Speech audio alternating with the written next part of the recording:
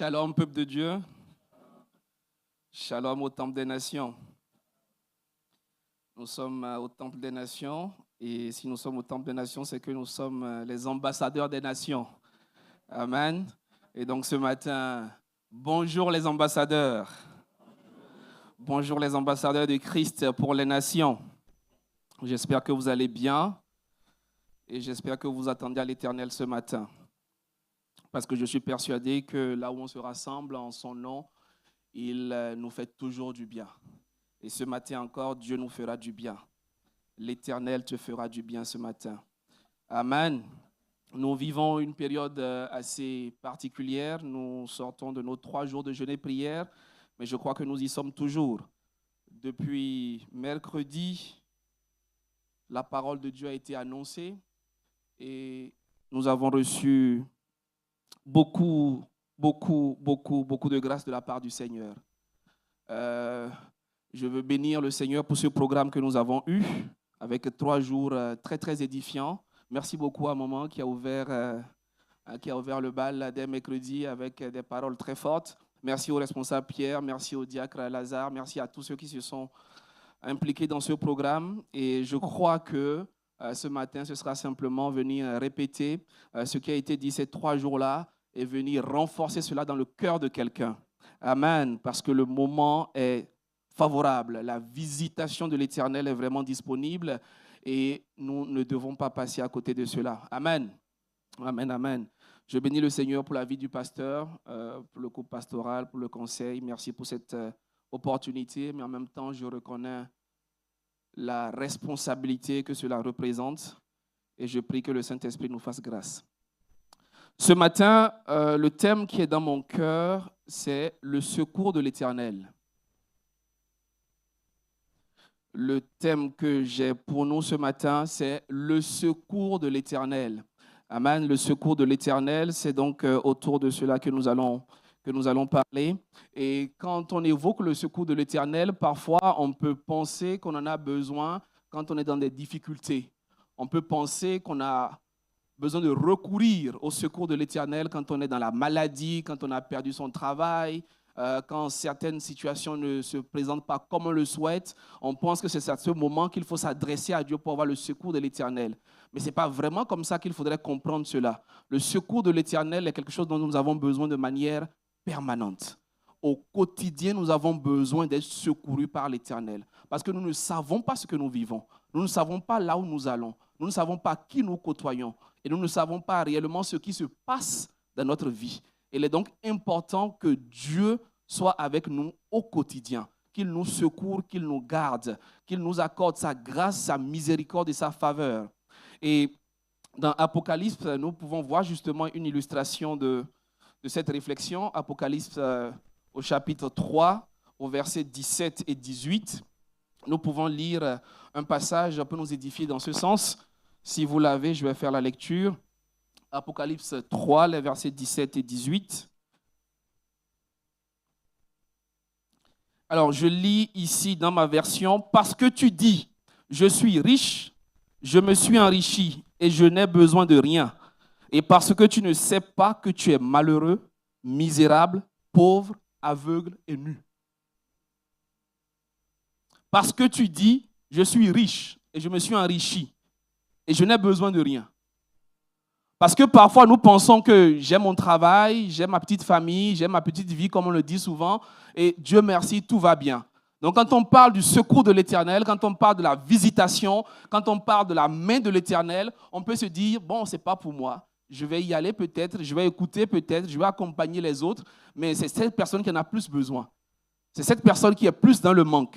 C'est cette personne qui est plus dans les difficultés. Donc, on peut penser à d'autres personnes. Et ici, ce verset nous rappelle qu'on peut penser n'avoir besoin de rien.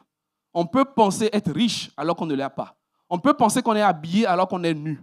On peut penser qu'on voit alors qu'on est aveugle. Il dit, tu es misérable, tu es malheureux, tu es aveugle, tu es nu.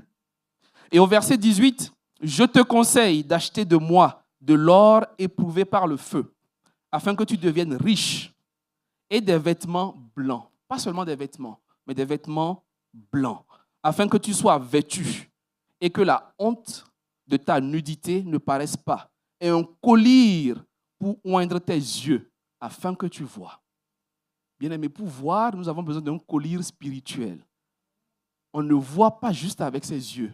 On voit par le collier que Dieu met sur nos yeux pour nous révéler certaines choses. Et pour y arriver, nous avons besoin du secours de l'Éternel. Parce qu'on peut penser qu'on est bien habillé ce matin, mais en réalité, on est nu. On peut penser qu'on porte des choses, alors qu'en réalité, chaque jour, quand on passe, on dévoile sa nudité, on dévoile sa honte. Et on a besoin d'être couvert par les vêtements qui viennent du ciel. Il y a des vêtements blancs. Amen. Et ce matin, nous allons donc parler du secours que l'Éternel nous accorde, parce que toute personne a besoin du secours de Dieu. Toute personne et en tout temps. Toute personne, homme, femme, jeune, enfant, toute personne et en tout temps a besoin du secours de l'Éternel. Nous allons partir dans notre passage de base qui est 1 Samuel, le chapitre 7. Donc je vous propose la lecture et la réflexion autour des 14 premiers versets du premier livre de Samuel au chapitre 7. 1 Samuel 7. 1 Samuel 7. Si vous y êtes, je vous propose ma version. Les gens de Kirjath-Jérim vinrent et firent monter l'arche de l'Éternel. Ils la conduisirent dans la maison d'Abinadab sur la colline, et ils consacrèrent son fils Éléazar pour garder l'arche de l'Éternel.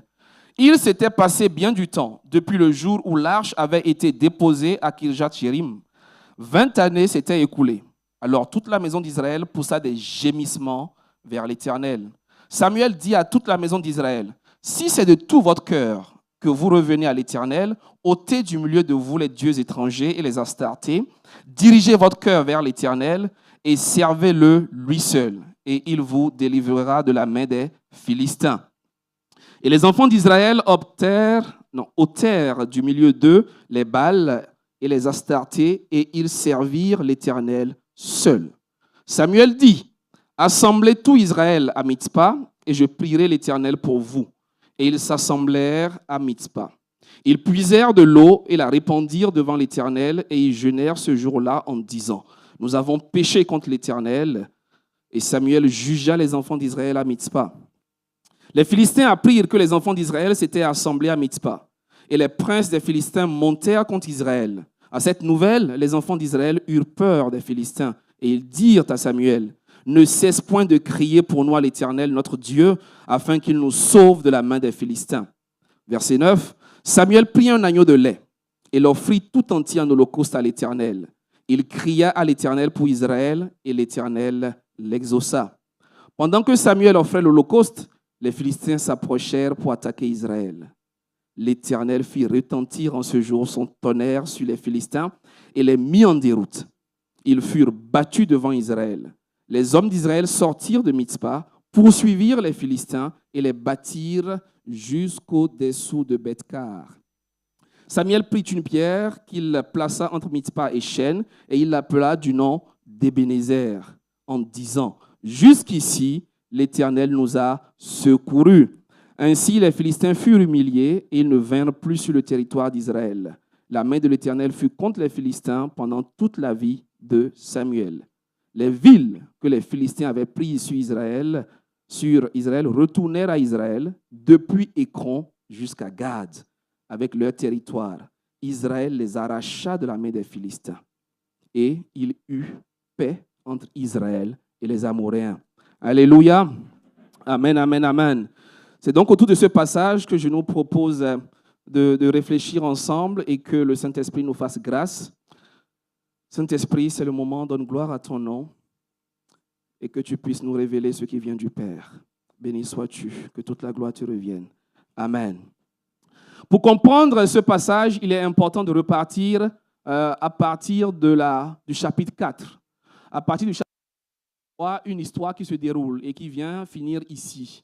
Donc, les enfants d'Israël étaient en conflit permanent avec certains peuples, notamment les Philistins. Donc, au chapitre 4, on verra que les enfants d'Israël se réunissent à un lieu qui s'appelle Ébénézer et ils campent face aux Philistins. Et donc, il y a guerre. Et les enfants d'Israël vont perdre la guerre. Ils vont perdre lamentablement. Et ils vont réfléchir, ils vont se dire qu'est-ce qu'il faut faire. Et dans leur réflexion, dans leur analyse, ils vont comprendre qu'ils ont besoin de l'arche de Dieu. Donc, ils vont envoyer certaines personnes aller à Silo pour chercher l'arche de Dieu. L'arche de Dieu qui est donc symbole de la puissance de Dieu, qui est symbole de la présence de Dieu, qui est symbole de la gloire de Dieu, qui est symbole du secours de Dieu. Ils vont donc aller chercher l'arche de Dieu et quand ils vont ramener l'arche de Dieu, ils vont être contents. Ils vont commencer par pousser des cris de joie, ils vont commencer par célébrer parce qu'ils savent qu'avec Dieu, on ne peut pas perdre. Et ils vont tellement célébrer que le bruit va même arriver auprès des Philistins. Les Philistins vont entendre qu'il y a des célébrations, il y a des cris de joie. Ils vont se demander qu'est-ce qui fait autant de cris au sein du peuple d'Israël. Et ils vont donc apprendre que c'est parce qu'ils ont ramené l'arche dans le camp. Et les Philistins vont se dire qu'est-ce qui va se passer à présent s'ils ont l'arche de leur Dieu, parce que leur Dieu est fort, il est redoutable. Et les Philistins vont s'encourager entre eux. Et ils vont trouver la force pour remonter, aller combattre à nouveau Israël. Ils vont combattre Israël et ils vont gagner à nouveau. Malgré que Israël a l'arche de Dieu. Et ils vont tellement gagner qu'ils vont tuer les fils du prophète Élie, Ophni et Phiné. Ils vont arracher l'arche de l'Éternel et ils vont repartir avec.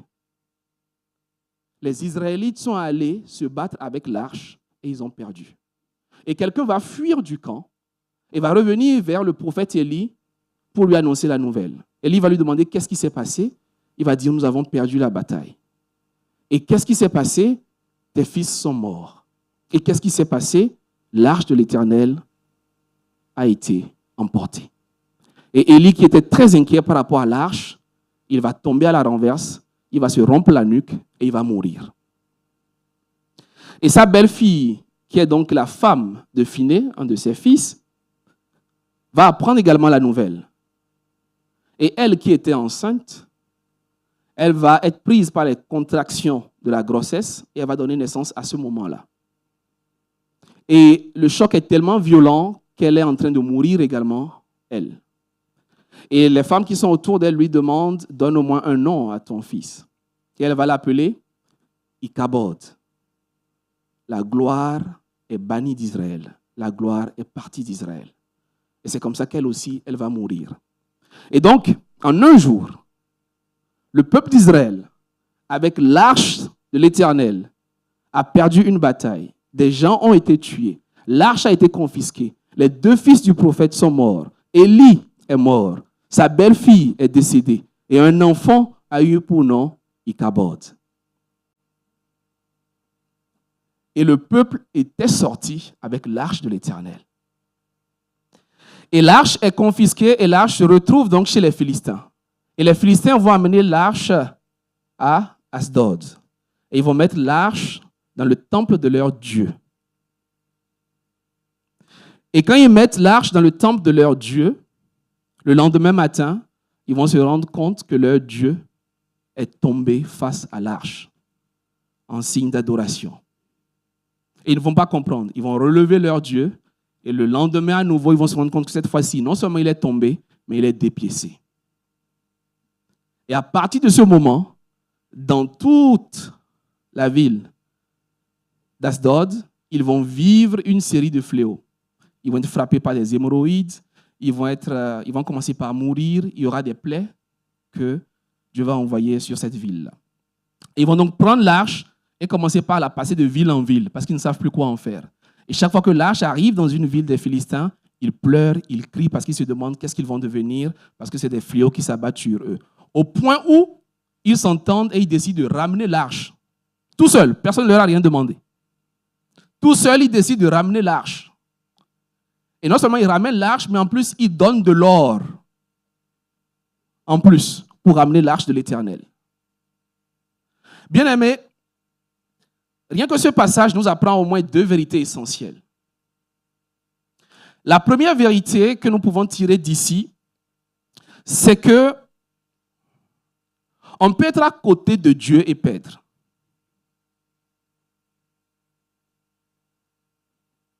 Et beaucoup de chrétiens sont dans cette situation-là. C'est-à-dire qu'ils vivent en tant que chrétiens, on est le peuple de Dieu, on vient à l'église, on côtoie la présence de Dieu, on adore, on chante, on crie, on loue et on perd au quotidien.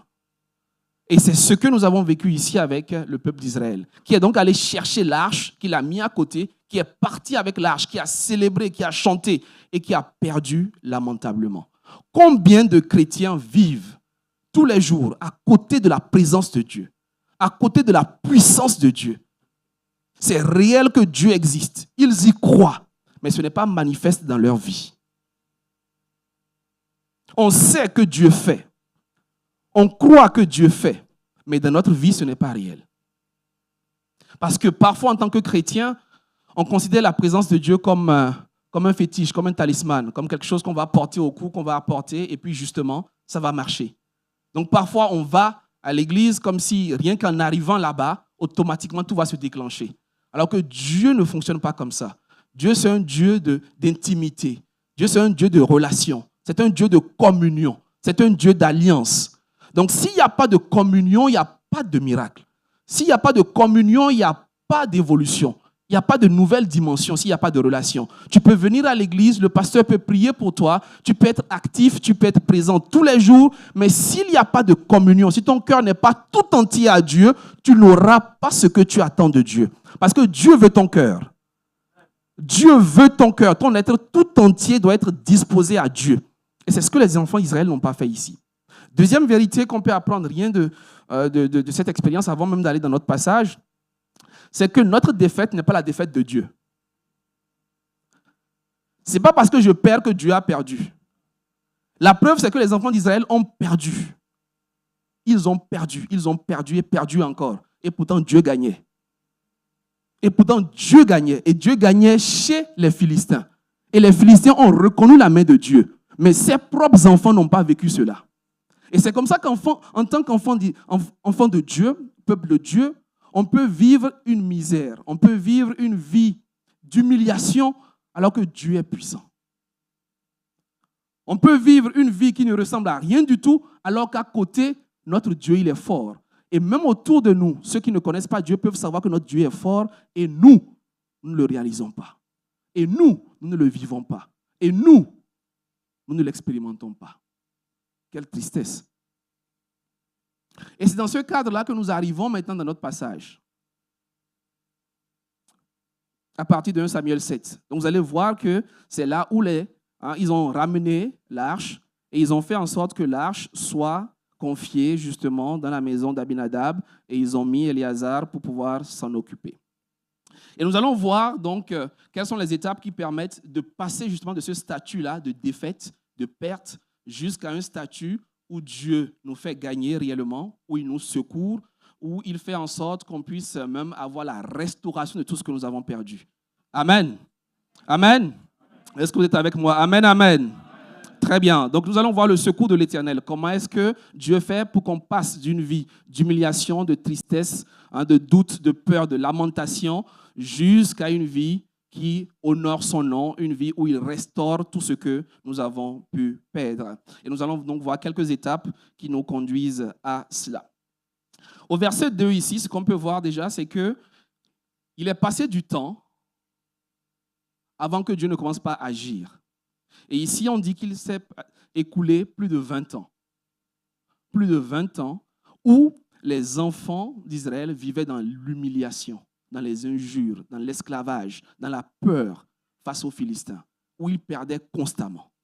Et pendant toutes ces 20 années, rien ne se passait. Pourquoi?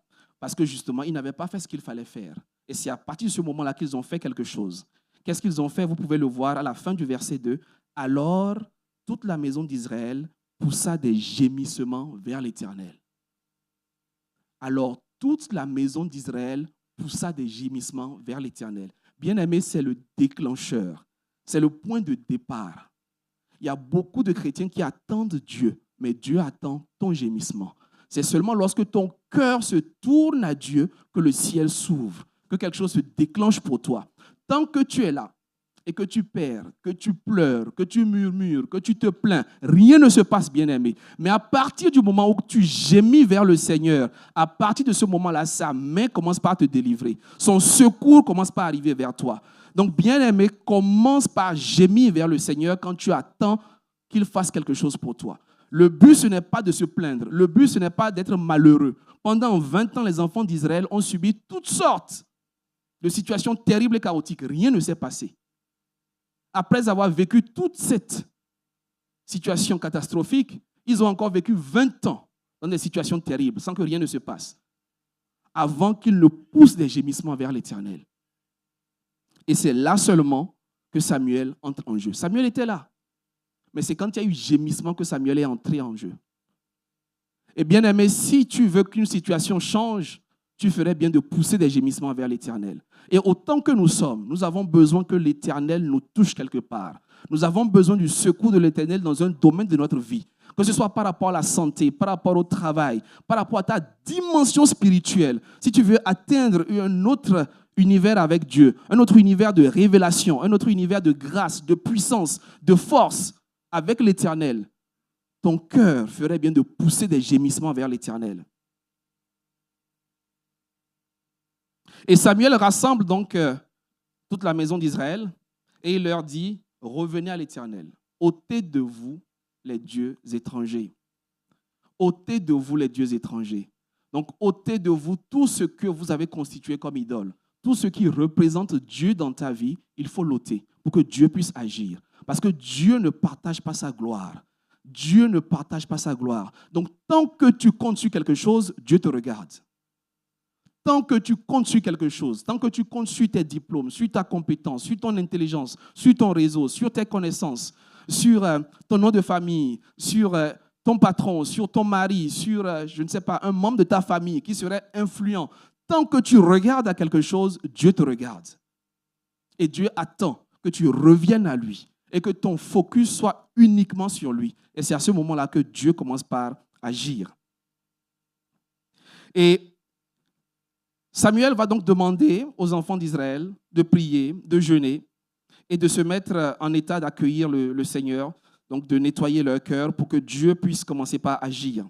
Et les enfants d'Israël vont donc ôter de leur milieu les dieux étrangers, ils vont commencer par servir l'Éternel. Et Samuel va les rassembler à Mitzpah. Et s'il y a quelque chose sur quoi je voudrais insister véritablement ce matin, c'est vraiment cet endroit-là, Mitzpah. Je voudrais insister beaucoup sur Mitzpah ce matin. Pourquoi? Nous allons le découvrir ensemble. Mitzpah est considéré comme étant le lieu de l'observation. Mitzpah, c'est le tour de la garde. C'est là où justement les gens se rassemblent pour observer, pour comprendre, pour avoir une stratégie, pour discerner, pour savoir comment est-ce qu'ils vont faire. Et donc, Samuel rassemble le peuple d'Israël à Mitzpah. Et à ce lieu-là, il leur demande donc d'effectuer de l'observation. Mais observer quoi? Observer Dieu. Observer Dieu, pas observer leurs problèmes. Observer Dieu, c'est quoi? C'est contempler Dieu. C'est adorer Dieu. C'est reconnaître Dieu. C'est aller voir réellement qu'est-ce qu'on sait de Dieu et qu'est-ce que Dieu nous a dit. Comment s'est-il révélé à nous?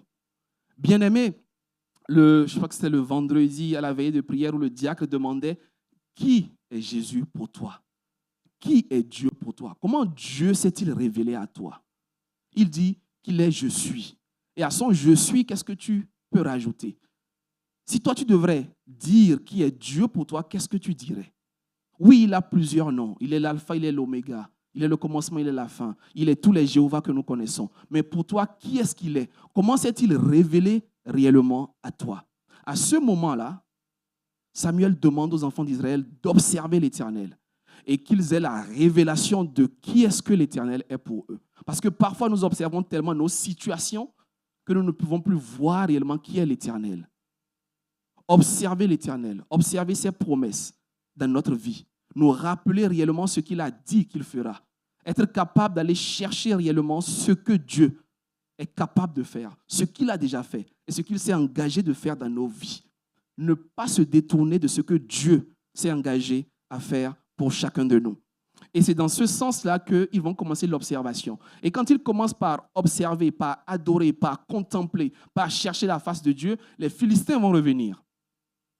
Amen, nous avons lu ensemble que les Philistins apprirent que les enfants d'Israël s'étaient assemblés à Mitzpah. Je suis au verset 7. Et les princes des Philistins montèrent contre Israël à cette nouvelle. Et les enfants d'Israël eurent peur des Philistins.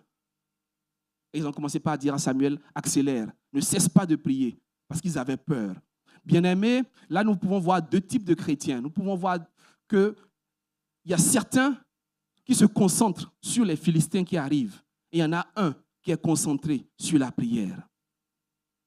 Parfois, nous sommes trop concentrés à voir ce qui se passe. Comment est-ce que les Philistins viennent vers nous? Nous sommes trop concentrés par rapport aux difficultés qui nous environnent, qui nous entourent, aux obstacles que nous avons, que nous ne nous concentrons pas sur ce que nous devons faire. Ici, nous avons quelqu'un qui est en train de prier, quelqu'un qui est en train d'offrir un sacrifice, quelqu'un qui se concentre sur ce que Dieu lui a demandé de faire. Il sait que si son sacrifice est accepté par Dieu, il n'a pas de doute que les Philistins ne pourront rien lui faire. Bien-aimé, le problème, ce n'est pas qui est contre toi. Le problème, c'est qui est avec toi. Le problème, ce n'est pas qui est contre toi. Le problème, c'est qui est avec toi. Et même si tu te sanctifies comme tu veux, tu auras toujours des gens qui seront contre toi. Quand Jésus finit son jeûne de 40 jours et 40 nuits, quelle est la première personne qu'il rencontre?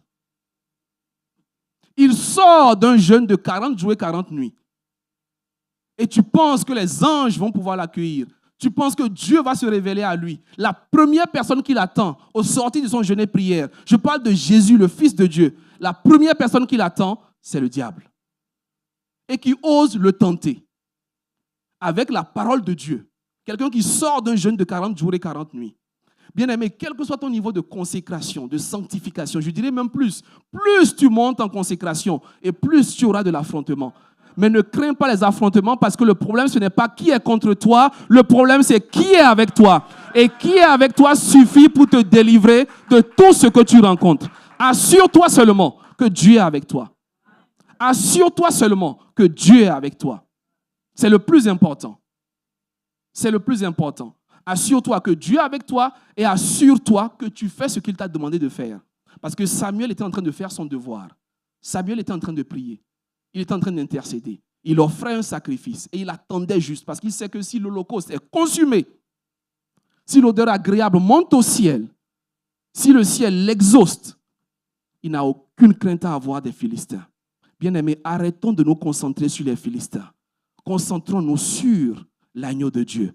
Concentrons-nous sur celui qui est capable de tout faire. C'est le plus important.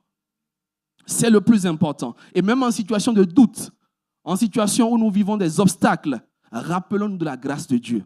Et c'est ce que Jérémie fait dans Lamentation 3. Dans Lamentation 3, vous allez voir comment est-ce que Jérémie pleure. Nous sommes dans la lamentation de Jérémie.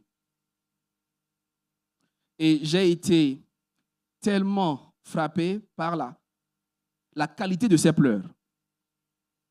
Bien-aimés, nous ne pleurons pas tous de la même manière.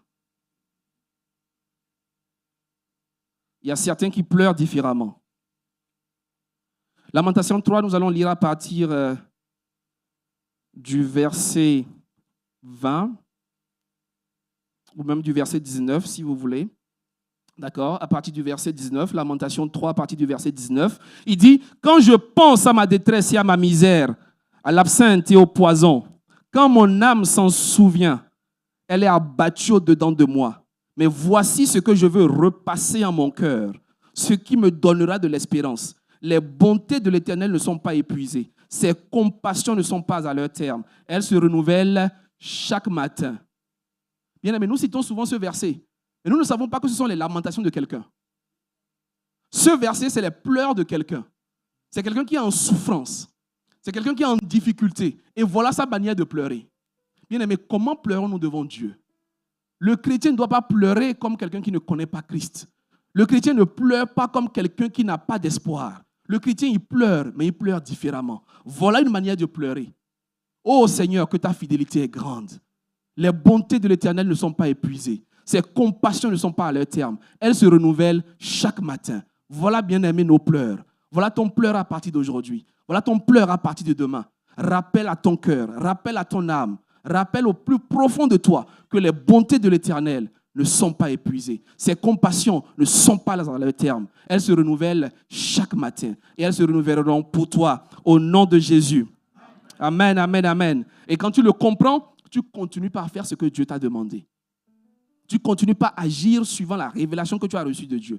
Tu continues par avancer pour que Dieu intervienne au temps opportun. Parce que les Philistins qui arrivent, c'est parfois de la distraction autour de nous.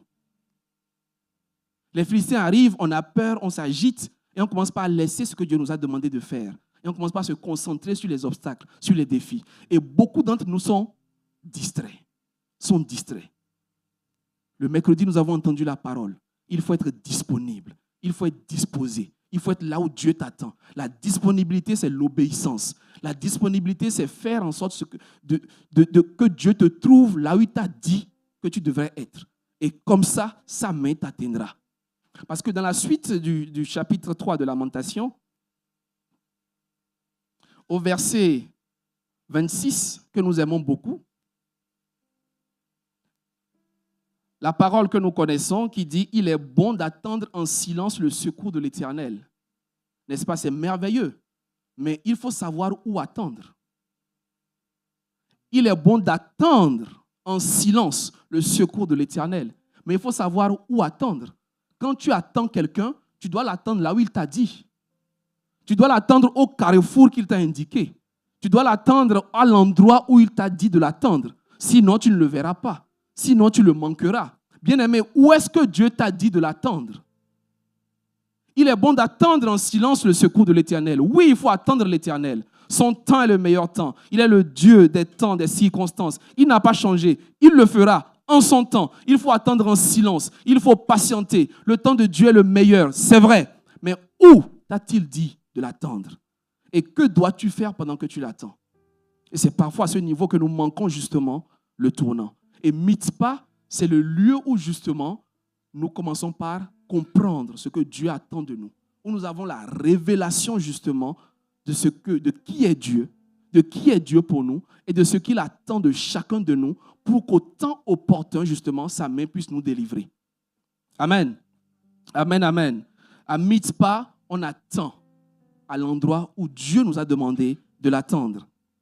Et à Mitzpah, une dernière chose que je voudrais souligner, c'est que vous verrez à la fin du verset 6 que Samuel jugea les enfants d'Israël à Mitzpah. À Mitzpah également, c'est là où on permet au Seigneur, c'est là où on permet au Saint-Esprit de nous juger. C'est là où on permet au Saint-Esprit d'aller voir ce qu'il y a en nous, de comprendre réellement qu'est-ce qui nous manque et qu'est-ce qu'il faut que nous puissions nettoyer en nous. En tant que chrétiens, généralement, nous avons tendance à avoir des catégories de péchés et de comportements. Donc, quand on parle de la sorcellerie, les chrétiens, jamais. Si on parle d'aller chez le marabout, jamais. Si on parle de l'adultère, il ne te dira jamais. On parle de la fornication, non, non, non, non. Mais un petit mensonge, ça c'est possible. Mais un petit murmure contre son responsable de département, contre un ancien, contre un diacre, un manque de respect par rapport à ses parents, ça c'est humain. En tant que chrétien, parfois, on considère qu'il y a des choses qui sont autorisées, des choses qui ne sont pas permises. Et on laisse grandir en nous des choses qui n'honorent pas Dieu. Et des choses qui viennent nous salir et qui empêchent le secours de l'Éternel d'arriver. Bien-aimés, à Mitzpah, on fait en sorte que le Saint-Esprit nous révèle tout ce qu'il y a en nous et qu'on doit enlever. Tout ce qu'il y a en nous et qui n'honore pas Dieu. Toutes les personnes à qui on n'a pas pardonné, toutes les rancœurs, toutes les rancunes qu'on a en nous, et qui doivent partir. Le manque de pardon, le manque d'humilité, l'orgueil qu'il y a en nous, c'est à Mitzpah que Dieu lave ça. C'est à Mitzpah que Dieu lave ça. Et tu ferais bien, bien-aimé, de prendre du temps pour demander au Saint-Esprit de sonder ton cœur. Bien-aimé, je t'assure que nous ne savons pas ce qu'il y a dans notre cœur. Je te promets que nous ne savons pas ce qu'il y a dans nos cœurs, ce dont nous sommes capables. Ce dont nous sommes capables. Qui aurait cru, bien-aimé, qu'un jeune berger comme David, que dans son cœur, il y avait le meurtre? Qui aurait cru que David, l'homme selon le cœur de Dieu, que dans son cœur, il pouvait tuer quelqu'un juste pour prendre la femme de la personne? Une succession de péchés. Qui aurait cru que David pouvait cacher en lui des envies d'adultère jusqu'à concevoir un plan aussi maléfique pour aller ôter la vie de quelqu'un qui n'avait rien fait, un innocent? Et dans son cœur, il y avait ça. Et bien aimé, parfois dans nos cœurs, il y a des réalités dont on ne se rend pas compte. Et c'est quand on montera quelque part que ça va se révéler. Et à Mitzpah, bien aimé, tu t'assieds, tu prends du temps et tu demandes au Saint-Esprit de sonder ton cœur, de te révéler tout ce que tu ne sais pas, de te révéler tout ce qui se cache encore dans ton cœur. Parfois que tu as pris sans t'en rendre compte au cours de ta vie. Et tu nettoies. Et le Saint-Esprit te convainc de péché, de justice. Et tu fais tes prières et tu es transformé. Parfois tu te rends compte que tu parles à des personnes autour de toi. Et après tu es embêté par ce que tu as dit. Tu es embêté par les propos que tu as tenus. Tu demandes pardon. Tu t'excuses. Mais la véritable suite de ce moment-là, ce n'est pas de t'excuser. C'est aller t'agenouiller. Parce que c'est de l'abondance du cœur que la bouche parle. Donc c'est ce qu'il y a dans ton cœur que tu as sorti. Ces paroles-là, ces phrases que tu as tenues, ce mensonge, cette calomnie, cette hypocrisie, ce n'est pas juste inventé. Ce n'est pas juste le diable qui te l'a mis dans le... Ça vient de ton cœur. Et donc il faut aller nettoyer les sources de ton cœur. Il faut que Dieu puisse purifier ton cœur, puisse laver ton cœur pour que tu puisses aller plus loin. Pour qu'il puisse te secourir. Et à Mitzpah, tu demandes donc au Saint-Esprit de te visiter. Amen. Amen, amen. Est-ce qu'on est ensemble? Amen, amen, amen. Merci beaucoup. Merci de m'encourager. Alors, donc, il continue par prier à l'Éternel et l'Éternel finit par l'exaucer. Et donc, les enfants d'Israël, une fois qu'ils ont vu que l'exaucement est arrivé, une fois qu'ils ont entendu le tonnerre de l'Éternel, ils vont donc à présent pouvoir combattre. Parce qu'on le voit à partir du verset 9. Donc Samuel prit un agneau de lait et l'offrit tout entier en holocauste à l'Éternel. Il cria à l'Éternel pour Israël et l'Éternel l'exauça. Et pendant que Samuel offrait l'holocauste, les Philistins approchèrent pour attaquer Israël. L'Éternel fit retentir en ce jour son tonnerre sur les Philistins. Alléluia. Et il les mit en déroute. Ils furent battus devant Israël. Et les enfants d'Israël, les hommes d'Israël qui avaient peur, cette fois-ci, ils sortirent de Mitzpah pour poursuivre les Philistins. Bien-aimé, quand on sort de Mitzpah, c'est pour poursuivre sa bénédiction, c'est pour poursuivre sa destinée, c'est pour poursuivre ce que Dieu a fait pour toi. Mais sors de Mitzpah d'abord. Passe par Mitzpah. Tu passes par Mitzpah et de là, tu sors maintenant avec la victoire. Bien-aimé, le chrétien combat après avoir gagné. Il ne combat pas pour gagner. Mais il a déjà gagné à Mitzpah et c'est là maintenant qu'il sort pour aller combattre. Mais parfois, nous voulons aller combattre et nous pensons que c'est dans le combat que Dieu donnera la victoire. Non, bien-aimé. Dieu te donne la victoire avant. C'est dans le lieu secret que tu as déjà la victoire et après maintenant tu vas pour gagner. Parce que nous avons déjà la victoire, nous marchons dans la victoire. Et c'est donc cet état d'esprit-là, ce comportement-là qui nous permet d'être toujours victorieux. Parce que nous gagnons avant même de combattre. Amen. Et les hommes d'Israël vont donc sortir, ils vont poursuivre les Philistins et ils vont les battre. Et Samuel prit une pierre qu'il plaça entre Mitzpah et Chêne et il l'appela du nom de Ebenezer en disant « Jusqu'ici, l'Éternel nous a secourus. » Amen, amen, amen. Jusqu'ici, l'Éternel nous a secourus. Et je prie que l'Éternel te secoure. Je prie que sa main puisse t'atteindre. Amen. Alléluia. Et c'est important de faire ce que Samuel a fait. Placer une pierre. Placer une pierre, c'est quoi? C'est rendre grâce. C'est témoigner. C'est reconnaître la main de l'Éternel dans ta vie. Et il y a beaucoup de personnes qui doivent témoigner. De moins en moins dans nos assemblées, on témoigne. De moins en moins, on prend la parole pour dire ce que Dieu a fait pour nous. Et je voudrais qu'on revienne véritablement à cela. Il faut placer une pierre. Il faut marquer ce que Dieu a fait pour toi. Pour toi-même. Pour que ça te rappelle justement les bontés de l'Éternel dans ta vie. Mais également pour les autres. Un dimanche dernier, j'ai entendu une maman ici qui remerciait le couple qui avait été guéri par l'Éternel et qui témoignait.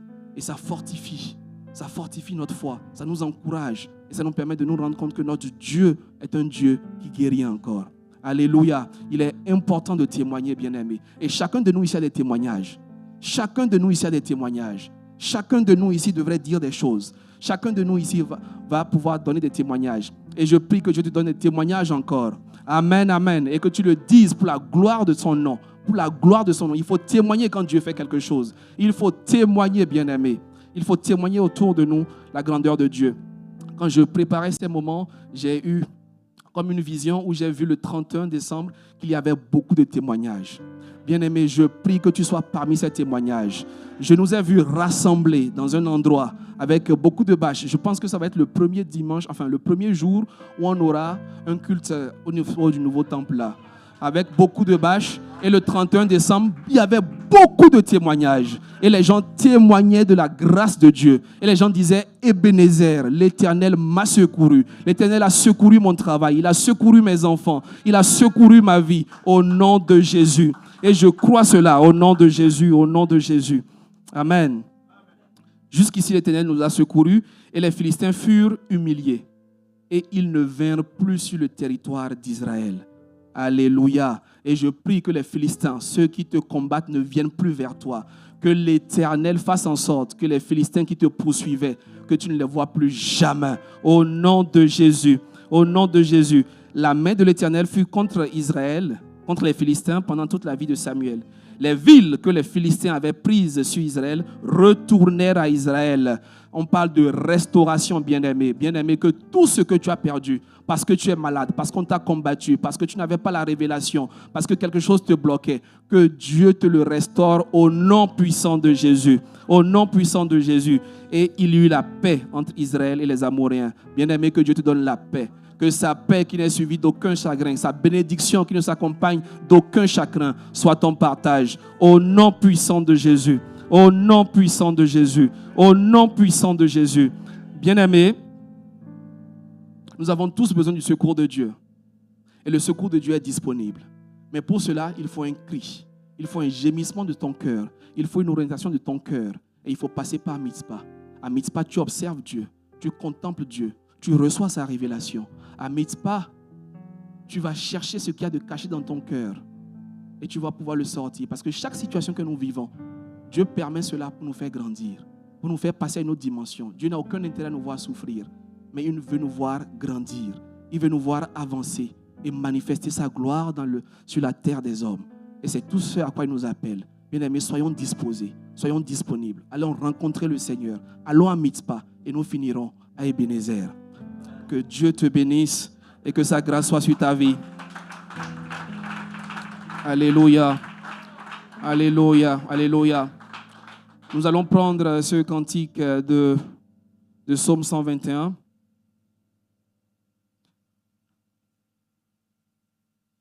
Je lève les yeux vers les montagnes. D'où me viendra le secours? Je lève les yeux. Je lève les yeux vers les montagnes.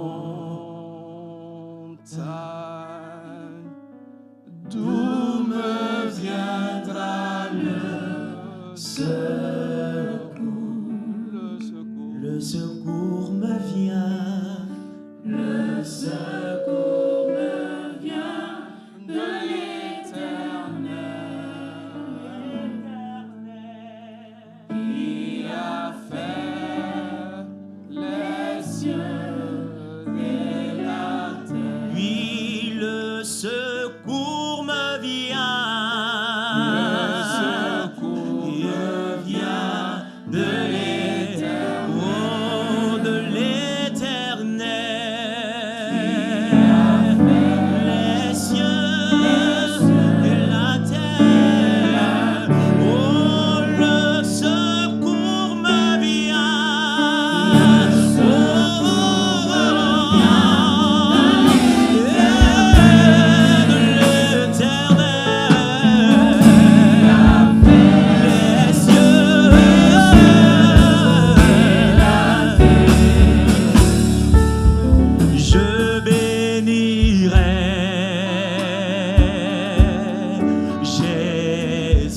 Alléluia. Je bénirai Jésus. Je bénirai de tout mon cœur. Je bénirai.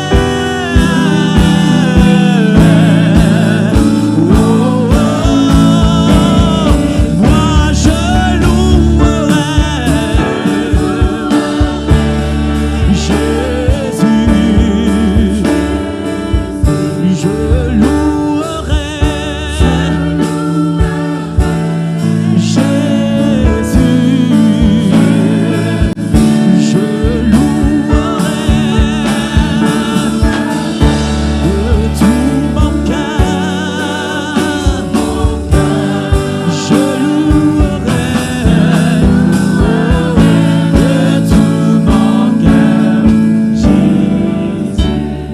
Alléluia. Mon Dieu est bon. Alléluia. Mon Dieu est bon. Oui, alléluia. Déclare cela, bien-aimé. Déclare cela, bien-aimé. Dieu est bon, Dieu est bon. Alléluia.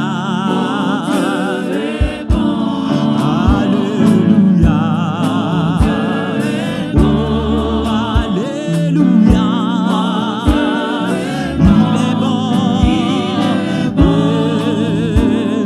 Oh, alléluia. Il est bon. Oh, alléluia. Alléluia.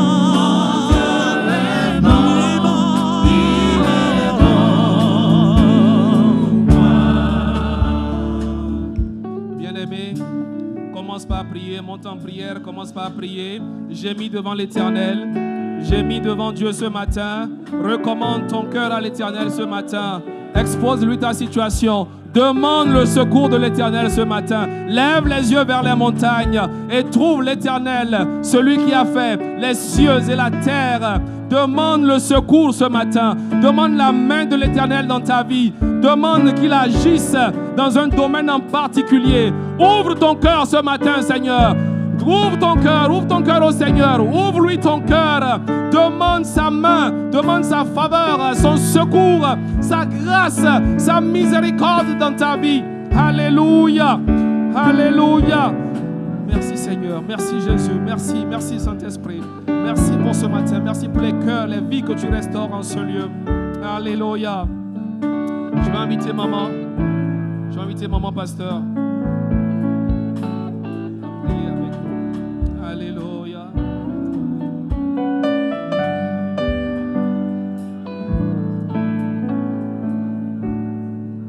Alléluia. Bien-aimé, laisse encore ton cœur monter vers l'Éternel. Le Dieu de notre secours est là ce matin. Et son désir, c'est de te faire du bien. Je sens que le Seigneur est en train de rendre ministère à quelqu'un.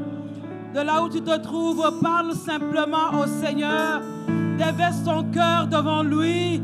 Il est ton secours. Il est ton secours. Il est ton secours. Il est ton secours, bien-aimé.